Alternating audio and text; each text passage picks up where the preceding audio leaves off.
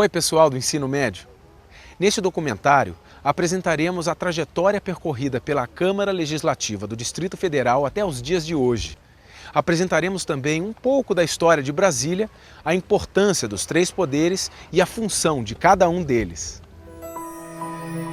Brasília foi fundada em 21 de abril de 1960 pelo então presidente Juscelino Kubitschek.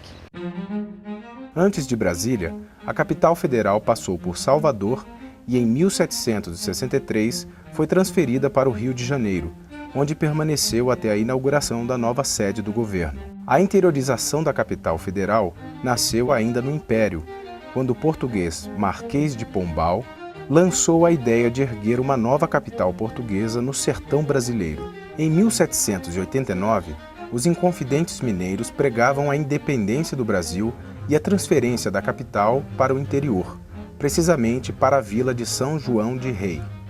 A ideia foi enterrada e reerguida em 1823 pelo deputado José Bonifácio de Andrade e Silva, cujo texto já tinha a proposta de que a nova capital federal se chamasse Brasília. O documento de José Bonifácio foi encaminhado para a Assembleia Constituinte do Império do Brasil, mas não vingou. A proposta foi retomada pelo historiador Francisco Adolfo Wernhagen, que empreendeu, com recursos próprios, uma viagem ao interior do país, sugerindo mudar a capital para o Planalto de Formosa, em Goiás, que fica a 80 quilômetros de onde seria demarcado o Distrito Federal. A proposta nunca parou, embora andasse em passos lentos, até que o candidato Juscelino Kubitschek, em campanha pela presidência, ao passar pela cidade de Jataí, foi interrompido por Antônio Carvalho Soares Neto, que o questionou a respeito de cumprir o que estava escrito na Constituição, sobre a construção da nova capital da República. Juscelino Kubitschek prometeu que cumpriria na íntegra a Constituição e que faria a mudança da sede do governo, construindo a nova capital. Em 1955, Juscelino Kubitschek foi eleito presidente do Brasil e transforma a proposta da nova capital na meta síntese de seu mandato. No ano seguinte, Juscelino Kubitschek envia ao Congresso a mensagem de Anápolis, criando a Companhia Urbanizadora da nova capital do Brasil, a Nova Cap, com a missão de construir Brasília. A nova capital do Brasil teve projeto urbanístico de Lúcio Costa e arquitetônico de Oscar Niemeyer, no qual, em dezembro de 1957, apresentou as maquetes do Palácio da Alvorada e do Brasília Palace Hotel. A história não para por aí, pois depois de efetivada Brasília como capital, os habitantes começaram a lutar para garantir a própria independência e, em 1986, foram às urnas pela primeira vez e elegeram seus deputados federais e senadores. Os deputados federais eleitos lutaram pela autonomia política do Distrito Federal e somente em 1990 Brasília elege pela primeira vez governador e deputados distritais para a Câmara Legislativa. O Distrito Federal constitui uma unidade atípica na federação. Não é um estado nem possui municípios. Consiste em um território autônomo dividido em regiões administrativas. Exceto Brasília, capital federal e sede do governo do Distrito Federal, as demais regiões administrativas são conhecidas como cidades satélites. Mantém certa autonomia administrativa, mas suas atividades econômicas e sociais dependem de Brasília. Em 1961, criaram-se algumas regiões administrativas: Planaltina, Taguatinga, Sobradinho, Gama, Paranoá, Braslândia e Núcleo Bandeirante. Em 1989, Ceilândia, Guará, Cruzeiro e Samambaia. Em 1993, Santa Maria, São Sebastião, Recanto das Emas e Riacho Fundo. Em 1994, Lago Sul, Lago Norte e Candangolândia.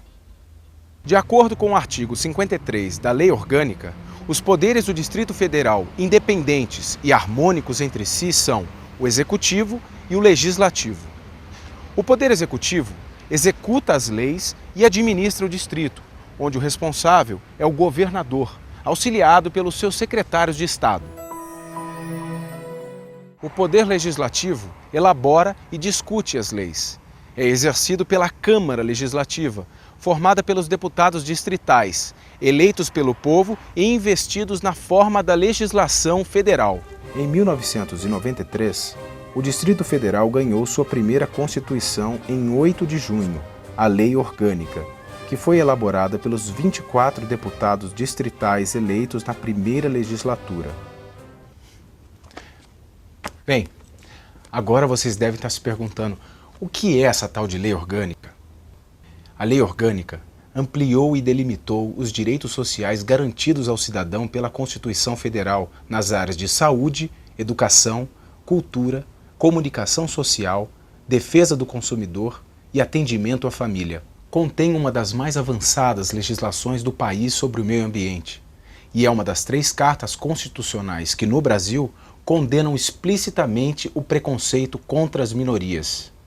A participação da população na elaboração da lei orgânica foi incentivada pela realização de audiências públicas no plano piloto e nas cidades satélites e pela apresentação de emendas populares. O Distrito Federal não possui poder judiciário. Este é instalado, organizado e mantido pela União e é exercido pelo Tribunal de Justiça do Distrito Federal e Territórios.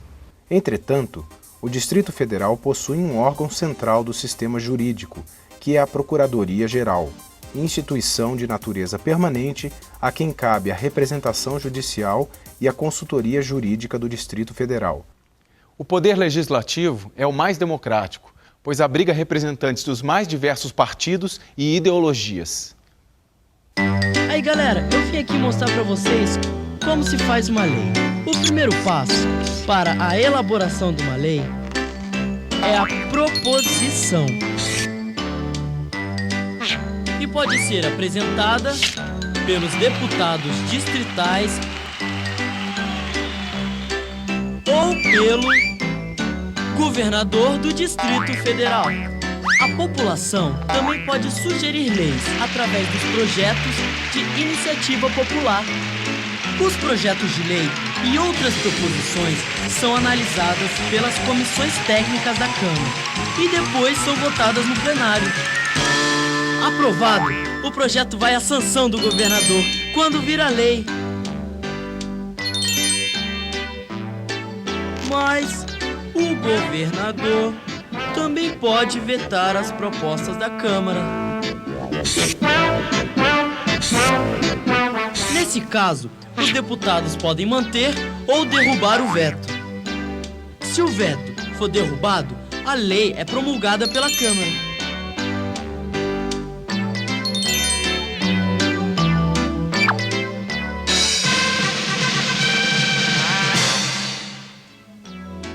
A cada lei criada, a democracia e a cidadania são fortalecidas. Falou, galera! Por isso, é fundamental que, ao votar, o eleitor tenha consciência de sua escolha, pois é no Legislativo que os deputados distritais transformarão as aspirações da sociedade de Brasília em normas que regulem as relações dos cidadãos entre si e com os poderes constituídos. A Câmara Legislativa é a mais nova casa do país, pois exerce as atribuições de município e de Estado.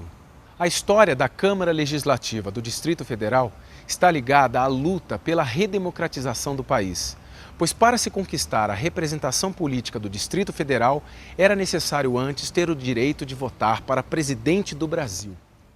O dia 1º de janeiro de 1991 foi a independência de Brasília, pois após 30 anos de espera pela autonomia política do Distrito Federal, os deputados distritais, eleitos pelo povo, tomaram posse. Os deputados distritais estavam eleitos, mas não tinham um local para trabalhar. A escolha do novo local de trabalho foi polêmica, pois os recém-eleitos queriam um local de fácil acesso ao povo. Mas o prédio escolhido foi o da Embrater, por apresentar melhores condições de estrutura física. Os deputados permaneceram neste prédio por 20 anos, na expectativa para a construção da sede definitiva. Em julho de 2010, a Câmara Legislativa ganhou seu espaço definitivo, no Eixo Monumental. mas sua inauguração aconteceu apenas em agosto do mesmo ano. O prédio conta com 10 andares, sendo 3 de subsolos para estacionamento. Cada gabinete mede 90 metros quadrados. Ainda há auditório para 500 pessoas, espelhos d'água, lanchonete. Tudo cercado de muito vidro e com o que há de mais moderno em iluminação, refrigeração e segurança.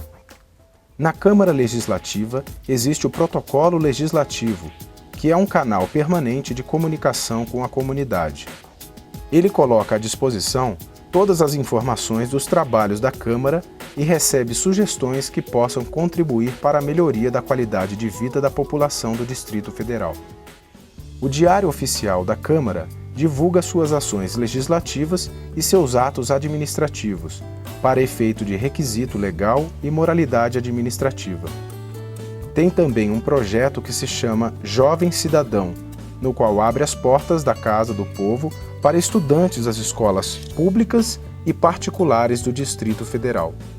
Durante as visitas, os alunos podem conhecer as instalações do prédio, as funções do Poder Legislativo e dos deputados distritais. Também tem uma biblioteca, que foi criada no ano de instalação da Câmara Legislativa, que possui um acervo especializado em ciências sociais, com ênfase em direito, economia, ciências políticas e assuntos pertinentes ao Distrito Federal, além de documentação técnica, administrativa e histórica da Casa, incluindo o perfil dos eleitos, desde dados pessoais até a atuação de cada um.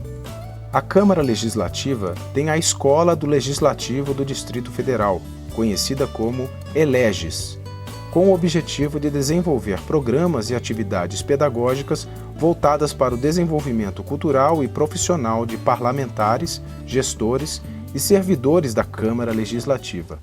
Além de tudo isso, a Câmara Legislativa também oferece exposições diversas e manifestações artísticas.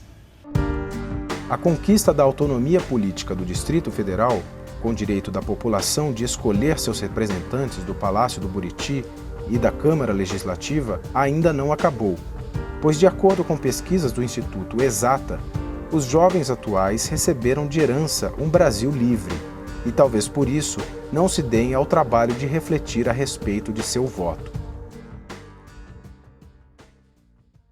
Jovens, votem com consciência, pois o futuro do nosso país está em suas mãos. Votem em candidatos que tenham compromisso sério com a sociedade brasilense, pois eles serão seus representantes e lutarão pela melhoria da qualidade de vida da população do Distrito Federal.